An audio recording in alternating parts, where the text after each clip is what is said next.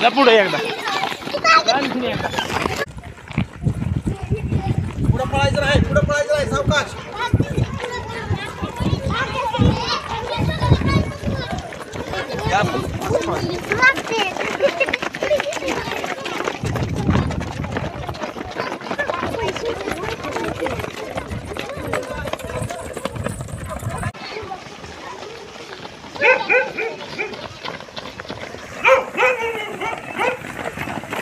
धावलो की नाही?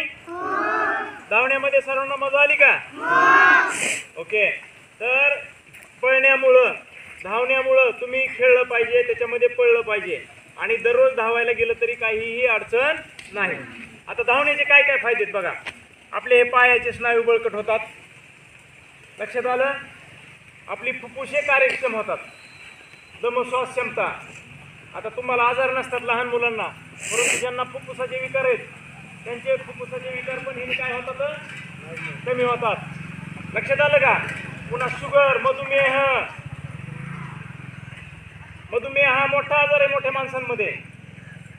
हा शुगरच्या आजारावर देखील पळण्याचा आपल्याला फायदा होतो. एकंदरीत आपले शरीर, आपल्याला आनंद मिळतो पळण्यामधून आणि आपण आनंदी राहिलो की काय होतं, सगळं आपल्याला चांगलं वाटतं. आणि आपण दुःखी असलो की आपल्याला सगळं जगच दुःखी आहे असं वाटतं की नाही?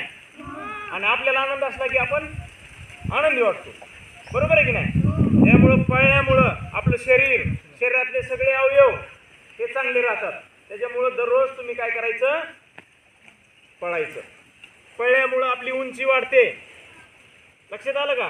आपल्याला भूक चांगली लागते आणि आपलं शरीर मजबूत कणखर राहतं. त्यामुळं आपल्या शाळेतल्या सर्व विद्यार्थ्यांनी आता काय करायचं, इथून पुढे पळण्याचा सराव करायचा. राहिलेले काय फायदे असतात सांगा.